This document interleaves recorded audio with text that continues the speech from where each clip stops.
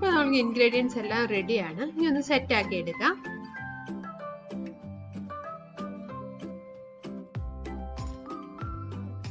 അതിനായിട്ട് നമ്മൾ ബർഗറിന്റെ താഴത്തെ പീസ് എടുത്ത ശേഷം ഇതിലേക്ക് നമ്മൾ മിക്സ് ചെയ്ത് വെച്ചിരിക്കുന്ന സോസ് നന്നായിട്ടൊന്ന് സ്പ്രെഡ് ചെയ്യാം.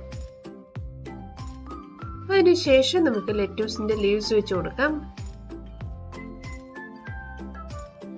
ഇതിന് മുകളിലേക്ക് ചിക്കൻ പാറ്റീസ് വെക്കാം.